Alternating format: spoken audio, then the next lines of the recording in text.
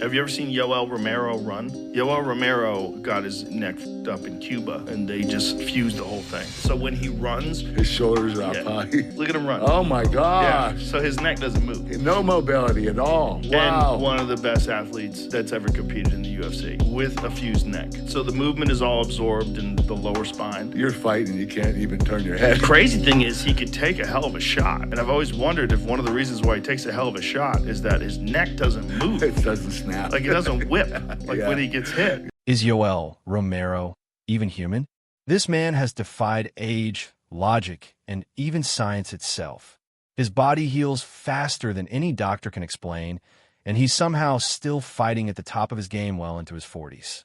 In this video, we're going to break down how Yoel Romero became a superhuman, a fighter who should have been washed up years ago, but instead has turned the world of mixed martial arts upside down. Before he became the soldier of God, Yoel Romero was just a hungry kid in Cuba, literally. At the age of 8, his life changed forever when a group of National Sports Scouts walked into his school. In Cuba's ultra-regimented sports system, these scouts weren't looking for kids who wanted to be athletes. They were looking for physical potential. Children were judged like livestock, bone structure, reflexes, explosiveness, all measured like scientific variables. Romero's body screamed champion. His reward? He was taken from home and placed in a specialist state-run wrestling academy, a place that was half Olympic camp, half military school. This wasn't about dreams. It was about national pride and survival. And here's where it gets dark. In those schools, athletes weren't treated equally. The system was brutally Darwinian. Perform and you get more food, better living quarters, medical access, everything a child needs. Fail, and you get scraps. The government starved failure and fed success.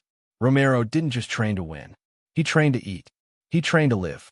He told the BBC, that system pushed me to find the best in me, but also the worst. I was in competition with myself until I dropped dead from training. This was a metaphor. Romero learned to push his body until it broke, and then train past the breaking point. In that crucible, he was forged into something more than human. Pain wasn't an enemy. It was a signal to keep going. Loss wasn't an option. It was starvation. And the wild part? That mental wiring never left him. Even decades later, in the UFC, you could see it. Yoel didn't just fight opponents. He fought his own limits like they owed him something. Every punch he threw carried the trauma of a boy who had to win just to survive another day. In the fight game, there's one opponent no one ever beats: time. Unless your name is Yoel Romero. By the time most fighters are in their early 30s, they've either peaked or are thinking about hanging up the gloves. Romero? He was just getting started. While most UFC stars had a decade of MMA experience behind them, Romero made his professional debut at 32, a time when your body's supposed to be slowing down. But Yoel wasn't like anyone else. Within a few years, he wasn't just in the UFC. He was demolishing legends. He flatlined Lyoto Machida, crushed Chris Weidman with a flying knee, and starched Luke Rockhold, all while moving like a welterweight and hitting like a truck. He was in his 40s, but the way he moved, the way he looked, it defied biology. He became the walking contradiction. Age said no. His body said yes. And his mindset screamed, I'm just warming up. Even at 43, Romero stepped into the Bellator cage like a man in his physical prime. You couldn't look at him without wondering, how is this possible? He looked like an action figure brought to life, a man chiseled out of granite, bouncing around the cage with explosive bursts of energy that made younger opponents fold. Romero didn't just survive past his athletic prime. He rewrote what a prime looks like.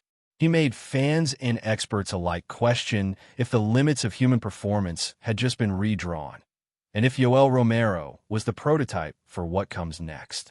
If you're amazed by Yoel Romero's insane story, smash that like button, and don't forget to subscribe for more insane fighter breakdowns like this one.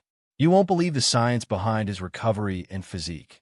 Trust me, you don't want to miss this. There's tough. There's genetically gifted. And then there's Yoel Romero, a man so unique that even science throws up its hands. On an episode of his podcast, Joe Rogan, a guy who's been around the fight game for decades, went full-on X-Files mode while talking about Romero. And for good reason. After one of Romero's UFC fights, a doctor who examined him backstage reportedly called the UFC in a panic. This wasn't a rookie doctor. This was a veteran, someone who had operated on thousands of bodies across 5 decades. What he said next was the kind of thing you'd expect in a Marvel script. "Where did you find this guy?" No, you don't understand. I've been working on people for 50 years. I've never seen a human like him. Romero's anatomy, he said, defied logic. The most insane part? The doctor claimed that Romero's eye tendons were 3 times thicker than those of a normal human being. 3 times. That's not elite. That's otherworldly. But it gets wilder. According to Rogan, the doctor noticed that Romero was already healing, visibly, on the way to the hospital. Not hours later. Not days. Minutes.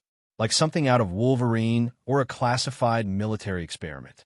Fans started joking, or maybe half believing, that Romero might be part of a Cuban super soldier program, the kind you only hear about in whispered Cold War conspiracy theories. Rogan, half serious, said, "He's either made in a lab or he's from another planet. That dude isn't normal." And honestly, look at the footage. Look at the recoveries. Look at the fact that Romero, deep into his 40s, still has 0 body fat, full fast-twitch explosiveness, and seems to never get tired. This isn't just freak genetics. It's something almost mythological. Romero didn't just earn respect. He bent reality around him. And the whispers? They only get louder with every fight he walks away from looking untouched. Yoel Romero looks like he was carved out of obsidian, shredded abs, cannonball shoulders, and veins like cables running down his arms. If you saw him on the street, you'd assume he spends hours in the gym throwing around heavy iron like a bodybuilder. But here's the twist that floored even Joe Rogan. Yoel Romero doesn't lift weights. At all. That revelation came straight from Jorge Masvidal, who trained alongside him and confirmed it on Rogan's podcast. Just push-ups, pull-ups, squat jumps. That's it. And he looks like a F***king pro bodybuilder. No dumbbells. No barbells. Just pure prison-style calisthenics. The kind of workouts that would break most people in minutes. So how is that even possible? It all comes back to 2 things: insane genetics and third-world discipline. Romero's body was built under extreme conditions.